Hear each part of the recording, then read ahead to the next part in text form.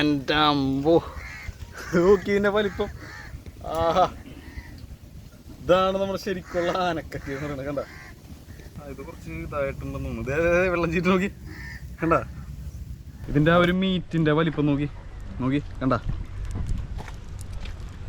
ഹേ നമസ്കാരം. കക്കകളുടെ തന്നെ രാജാവായിട്ടുള്ള നമ്മുടെ ആനക്കക്ക പലരും കണ്ടു കാണും, എന്നാലും കാണാത്തവരൊക്കെ ഉണ്ടെന്ന് പ്രതീക്ഷിക്കുന്നു. ഈ ഒരു ആനക്കക്കനെ പോയി അതിൻ്റെ മടയിൽ പോയി പൊക്കിയിട്ട് നമുക്ക് അങ്ങോട്ടൊക്കെ ഫ്രൈ ആക്കി കഴിച്ചാൽ എങ്ങനെ ഉണ്ടാകും.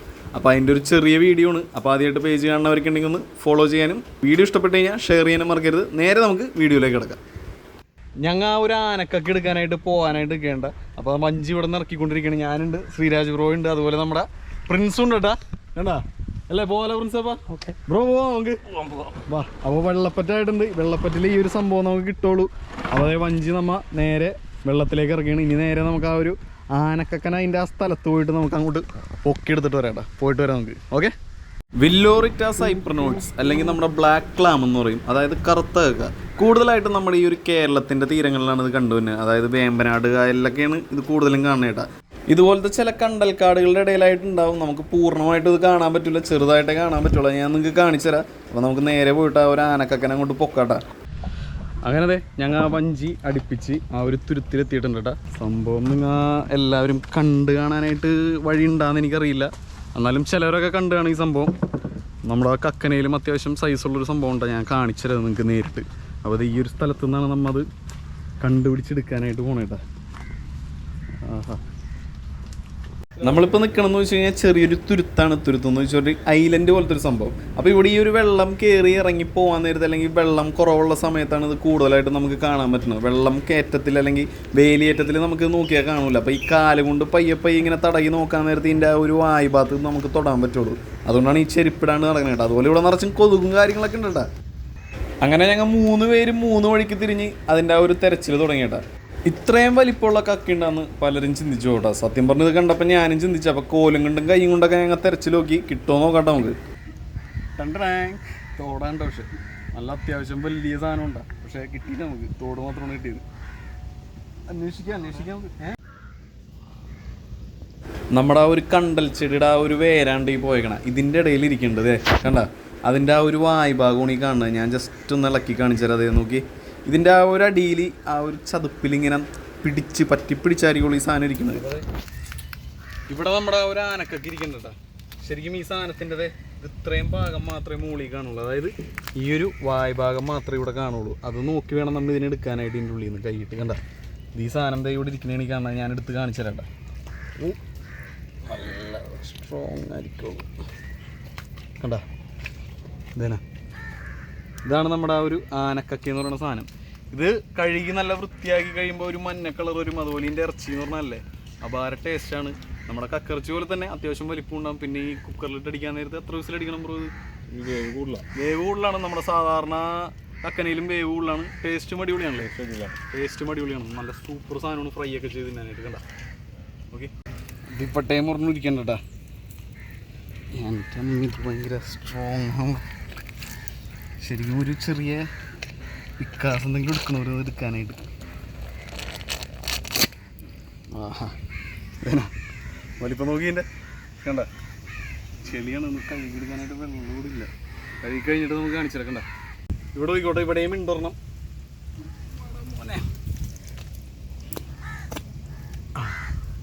കണ്ട നോക്കി, ഇത് കുറച്ച് ഇതായിട്ടുണ്ടെന്ന് തോന്നുന്നു. ഇതേ വെള്ളം ചീറ്റ് നോക്കി കണ്ട, അടച്ചാണ്. അതായത്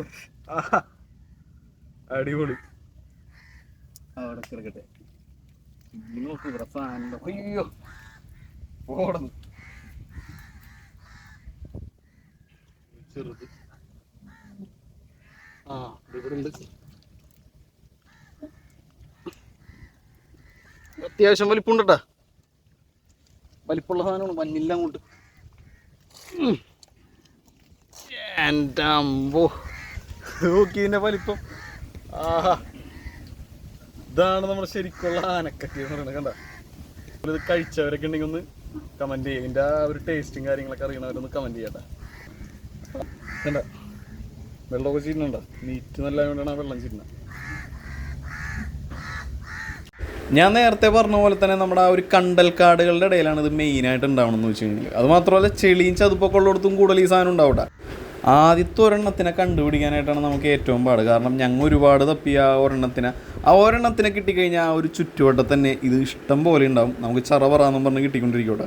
അത് മാത്രമല്ല ഇതിൻ്റെ വലിപ്പം കണ്ടു കഴിഞ്ഞാൽ സത്യം പറഞ്ഞാൽ നിങ്ങൾ ഞെട്ടിപ്പോവും. അമ്മാതിര വലിപ്പമാണ്. ഞാൻ ആദ്യമായിട്ട് കാണുകയാണ് ഈ ഒരു ആനക്കക്കാന്ന് പറഞ്ഞ്.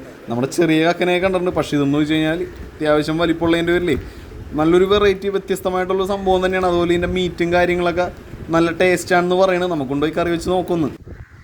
ആനക്കക്കട തിരച്ചിലിനിടയിൽ ഞങ്ങൾ വേറൊരു സാധനം കാണിച്ചു തരാം. ഇതെന്ന് വെച്ച് കഴിഞ്ഞാൽ പലരും കണ്ടു കാണും, കാണാത്തവരുണ്ടാവട്ടെ. ഇതുണ്ടാ ഇതൊക്കെ ഇതെന്താണെന്ന് അറിയണവരൊക്കെ ഉണ്ടെങ്കിൽ ഒന്ന് കമൻറ്റ് ചെയ്യാട്ടോ. പലർക്കും അറിയാൻ പറ്റും. പോണണ്ട കക്കയൊക്കെ കിട്ടിയാണ് കക്ക കണ്ട. അപ്പം ഇനി ഈ ഒരു ചെളിക്കളറൊക്കെ നമുക്ക് കഴുകി വൃത്തിയായി കഴിയുമ്പോൾ ഇത് നല്ലൊരു ഗോൾഡൻ കളർ വരും. ഞാൻ നിങ്ങൾക്ക് കാണിച്ചു തരാം.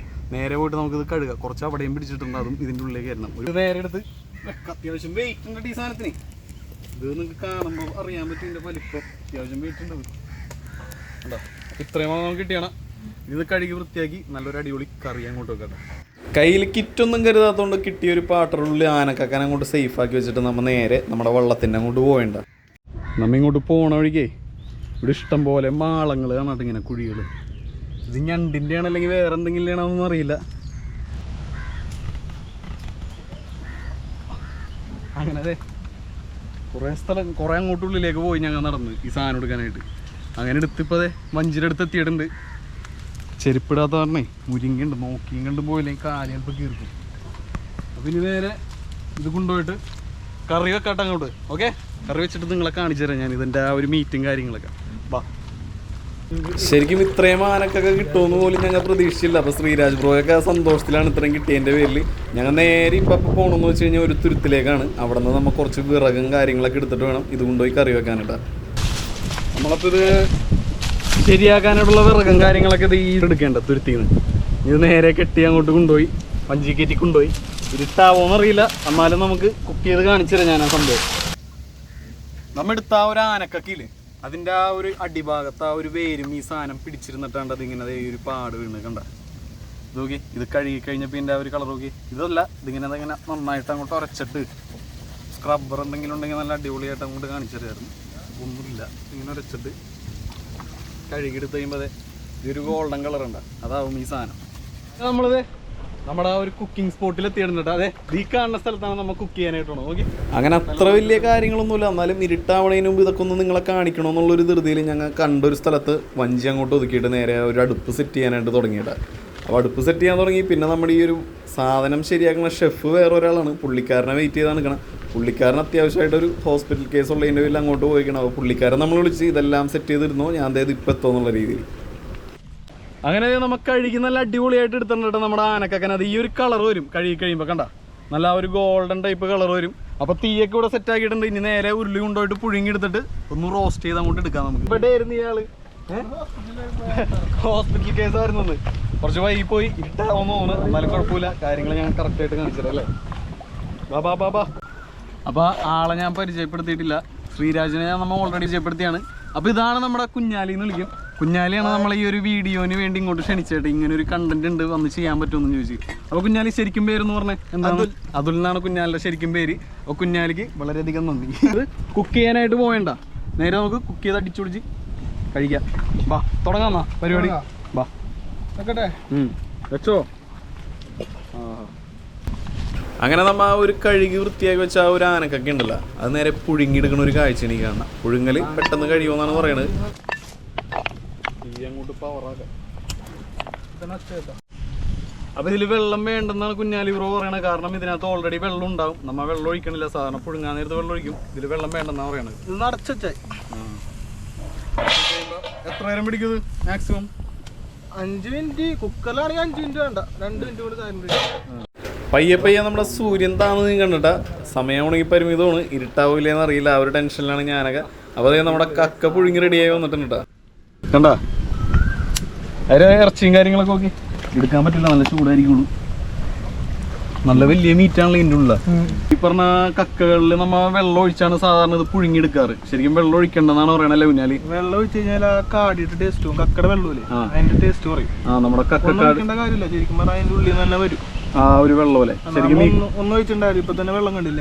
നമ്മുടെ ഒരു കക്കയുടെ ഉള്ളിൽ തന്നെ വെള്ളം ഉണ്ടാവുന്നതാണ് പറയണത്. അത് ഒഴിച്ചു കഴിഞ്ഞാൽ വെള്ളം ഒഴിച്ചു കഴിഞ്ഞാൽ അതിന്റെ ആ ഒരു ടേസ്റ്റ്, കാടിയുടെ ടേസ്റ്റ് പോകുന്നതാണ് പറയണത്. കണ്ടോ ഇപ്പൊ ആ ഒരു വെള്ളം വന്നേ നോക്കി ഇപ്പൊ ഞങ്ങൾ തുറന്നു വെച്ച് പുഴുങ്ങിക്കൊണ്ടിരിക്കുകയാണ്. വെള്ളം ചാടിയണോ കറുത്തതിന്റെ കാടി എടുക്കാറില്ല, അഴുക്കായിരിക്കും. പക്ഷെ എടുക്കാം, കറുത്ത കുറച്ച് ഊറാൻ വെച്ചായി. നമ്മൾ ആദ്യം എടുത്ത് കഴിഞ്ഞിട്ട് മാറ്റി കുറച്ചു നേരം വെക്കാം. അപ്പൊ ഊറും അടിയിലോട്ട്. അതുകൊണ്ട് മോൾ ഭാഗം മാത്രം നമുക്ക് എടുക്കുക. നല്ല ടേസ്റ്റ് ആയിരിക്കും ഉള്ളത്. കണ്ടോ അങ്ങനെ 2 കമ്പൊക്കെ വെച്ച് ഞങ്ങൾ ഒരു പുഴുങ്ങിയ കക്കനെടുത്ത് അടിയിലേക്ക് വെച്ചിട്ടാ. ഇതിന്റെ ആ ഒരു മീറ്റിന്റെ വലിപ്പം നോക്കി കണ്ട, അത്യാവശ്യം നല്ല വലിയ മീറ്റാണ്ട.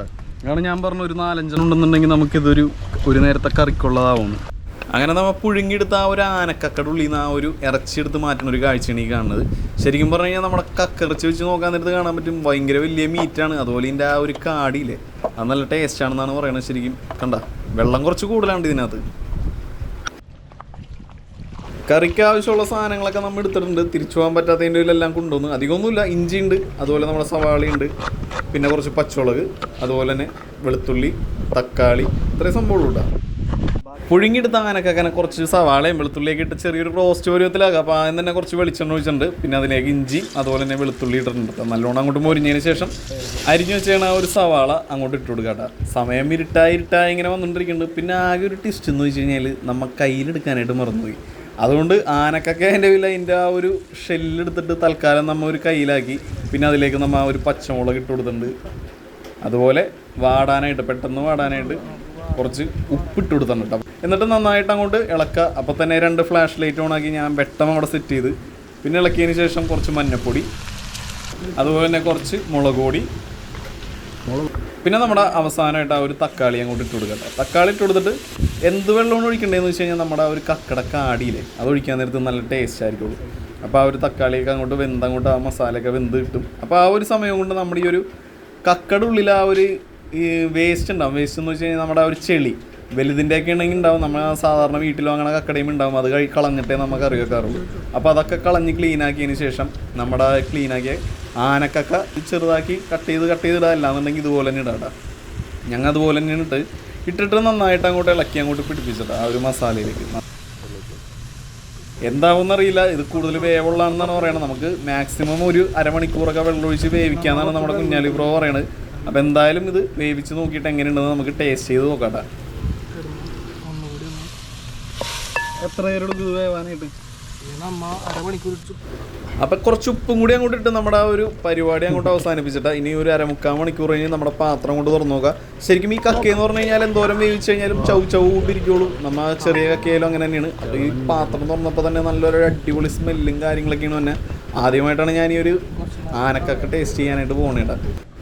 അങ്ങനെ നമ്മുടെ കുഞ്ഞാലി തന്നെ ആദ്യം ടേസ്റ്റ് ചെയ്ത് നോക്കണ്ട എങ്ങനെയുണ്ടെന്നുള്ളത്. മുഖത്തുനിന്ന് തന്നെ മനസ്സിലായി എന്തോ ഒരു പോരായ്മ ഉണ്ടെന്ന്. അവസാനം ആ ഒരു പോരായ്മ നികത്താൻ നമ്മുടെ ആ ഒരു കുരുമുളക് പൊടിയും കൂടി മട്ടം അങ്ങോട്ട് ഇട്ട് കഴിഞ്ഞപ്പോൾ സബാഷായിട്ട സംഭവം. അങ്ങനെ ഞാൻ കുറച്ച് ബ്രെഡൊക്കെ കൊണ്ടുപോയിട്ടുണ്ടായി. അത് ഓരോ ഡിസൈനിലൊക്കെ ഇങ്ങനെ വെച്ചിട്ട് അതിൻ്റെ മുകളിലേക്ക് നമ്മുടെ ആ ഒരു ആനക്കക്കട കറി അങ്ങോട്ട് പയ്യെ കോരി ഇട്ടിട്ടാണ് നമ്മുടെ കുഞ്ഞാലി. എൻ്റെ പൊന്നോ എന്താ സ്മെല്ലെന്നറിയോ. അപ്പോൾ ഇതിനു മുമ്പ് ഇത് കഴിച്ചവരൊക്കെ ഉണ്ടെങ്കിൽ ഒന്ന് താഴെ കമൻറ്റ് ചെയ്ത് നിങ്ങളുടെ അഭിപ്രായം എന്തായാലും അറിയിക്കണോട്ടെ. ഇതിൻ്റെ ടേസ്റ്റും കാര്യങ്ങളൊക്കെ എങ്ങനെ ഉണ്ടെന്നുള്ളത് കാണുമ്പോൾ തന്നെ അറിയാൻ പറ്റും. നല്ല വലിയ മീറ്റാണ് ഈ ഒരു ആനക്കക്കട. അപ്പോൾ ഇത് ടേസ്റ്റ് ചെയ്ത് നോക്കാം നമുക്ക് എങ്ങനെയുണ്ടെന്ന്. എങ്ങനെയുണ്ട്?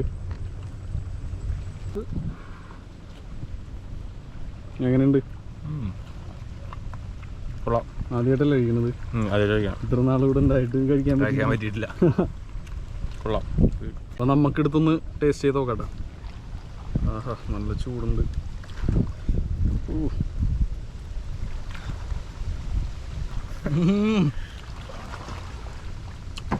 അടിപൊളി.